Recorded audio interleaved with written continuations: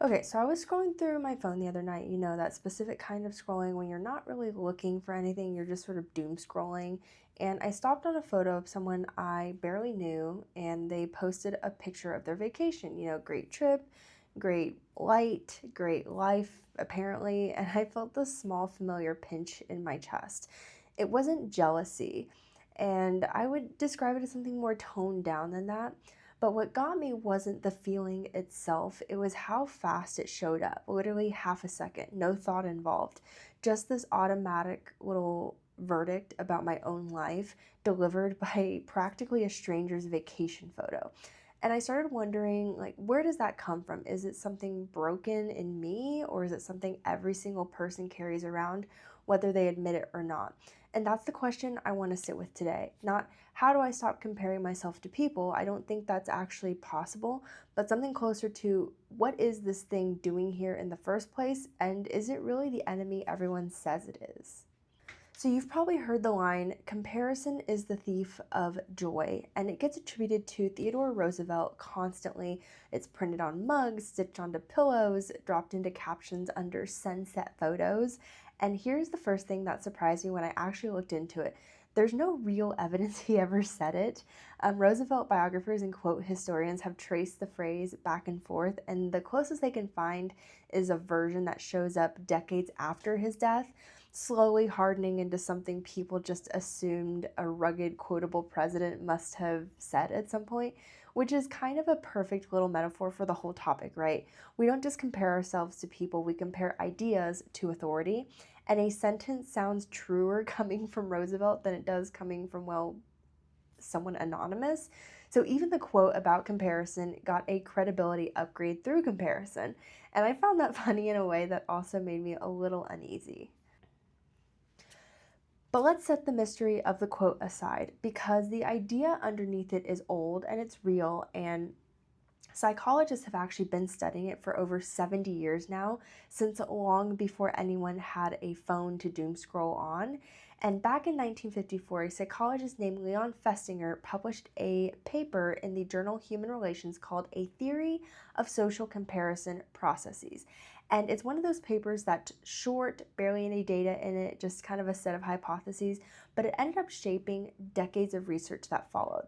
Now, his basic idea was almost embarrassingly simple. When we don't have an objective way to measure ourselves, no ruler, no scoreboard, we use other people as the ruler instead. Am I smart? Am I attractive? Am I doing okay with my life? And most of the time, there's no test for that. So our brains quietly borrow someone else's life as the measuring stick. Now, a few years later, other researchers built on that framework and gave names to the two directions Festinger had only gestured at, which was downward comparison, which is looking at someone who seems worse off, and this got formalized by the psychologist Thomas Willis in a well-known 1981 paper.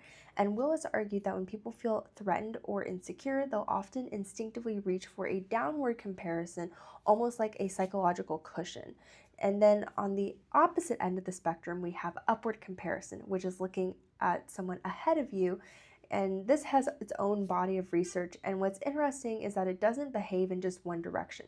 So whether it lifts you up or knocks you down seems to depend heavily on whether the gap between you and that person you're comparing yourself to feels closable. And researchers like Jerry Soules, who spent a big chunk of his career mapping out when comparison helps versus hurts, have pointed out that upward comparison can actually motivate real life improvement, or it can spiral into what they call contrast effects, where instead of feeling inspired, you feel diminished by the distance. And downward comparison isn't automatically a clear win either. It can comfort you in a hard moment, or it can curdle into something a little uglier and acquire relief that someone else is struggling more than you are. So right away, the comparison is bad framing starts to crack a little. So because if comparison were purely a thief, evolution probably would have gotten rid of it a long time ago.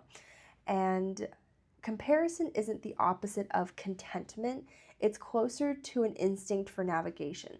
And now, humans have evolved in small groups where your literal survival depended on knowing where you stood, what to cooperate with, who to compete with, whether you were pulling your own weight. Status wasn't vanity back then, it was information. So it told you how much support you'd have if things went wrong. So this compulsive little habit of checking where we rank isn't a design flaw.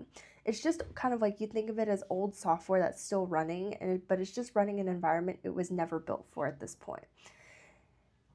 And that's where the trouble starts. So for most of human history, your comparison pool was maybe a few dozen people, your village, your tribe, the people you'd actually meet.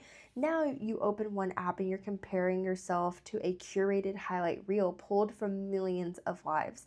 These are edited, filtered, and posted specifically because it's the best 5 seconds of someone's week. Now, researchers have actually mapped this out in a fair amount of detail.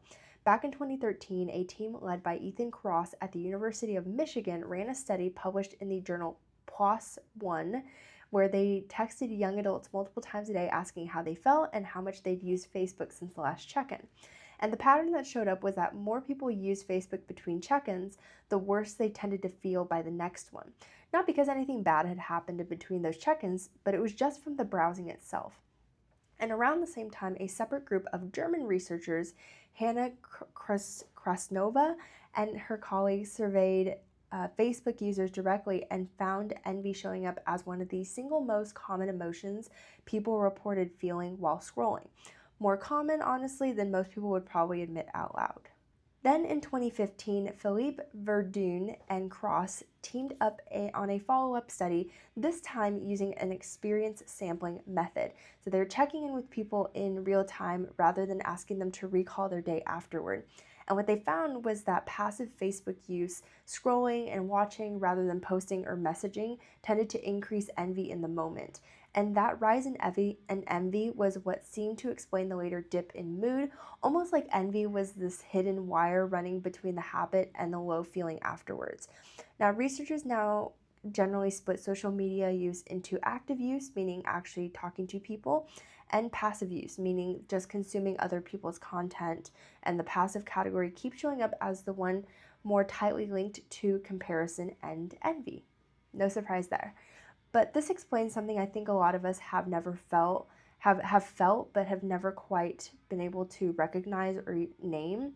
So you can log off from 20 minutes of social media and not be able to point to a single thing that happened and still sort of feel worse than from when you open the app. Now, to be fair, the research itself, it's not perfectly settled. More recent reviews have pushed back a little, pointing out that the effect isn't universal and that for some people, in some moments, scrolling can also connect them to others in ways that help rather than hurt.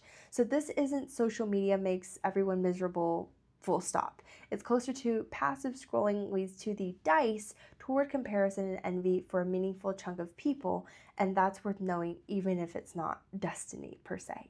So why should you care about a 70-year-old psychology paper and some Facebook studies? Because this isn't just a phone problem, it's a running problem too.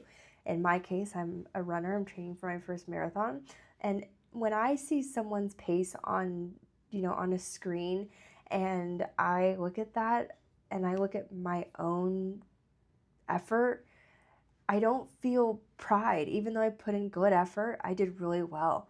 And this is also a work problem. So when a coworker gets promoted and your own solid, decent year suddenly feels smaller, that's another way it can pop up. It can also be a friendship problem when someone's engagement announcement makes you happy and something else, something you don't love admitting at the exact same time. We all know what that is. And, you just see it all the time that people do so well in their own lives and instantly they compare themselves to others, and all of that hard work, all of that pride they felt just disappears within seconds. So here's the part I think actually matters. The nuance nobody wants to sit in because it's less satisfying than, a clean ride, is that comparison isn't uniformly harmful and it isn't uniformly healthy either. It seems to depend on a few quiet variables running underneath it. So whether the gap feels closable or whether it feels like a wall, whether you're comparing your whole life to someone's edited highlight or your actual effort to their actual effort, and whether you're using the comparison as data, information that you can act on, or more as a verdict, which is like a final judgment on your worth that you just kind of accept.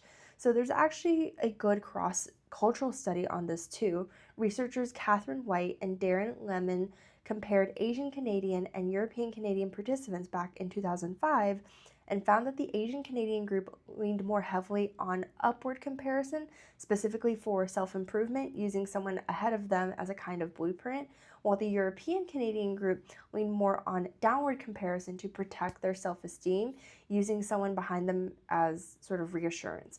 Now, this is the same instinct, different motive, different outcome. So even the why behind the comparison changes, even like the why behind the comparison changes what it does to you, which is kind of interesting. So that's kind of what makes the whole Roosevelt quote a little too tidy, in my opinion. Comparison isn't a thief that sneaks in and steals something from you while you're not looking. It's more like a smoke detector. Sometimes it goes off because something is actually burning, a value you're not honoring, a change you actually want to make. But sometimes it just goes off because someone made toast 3 floors away and the signal reached you anyway, completely disconnected from anything true about your own life. Now, the mistake isn't having the alarm, the mistake is assuming every single time it goes off that there's a fire. So I keep coming back to that half second on my phone, that tiny wordless verdict that arrived before I even decided to feel anything. And I don't think the goal is to make that feeling disappear. I'm not sure it can, and I'm not sure that it should. Maybe the more honest question isn't how do I stop comparing myself to other people? Maybe it's more when that feeling shows up next, and can I actually tell the difference between the fire and the toast? And I don't really have a clean answer for that yet. I'm not sure anyone fully does, but I think just asking the question is already a different way of living with it than the mug on the shelf gives you credit for.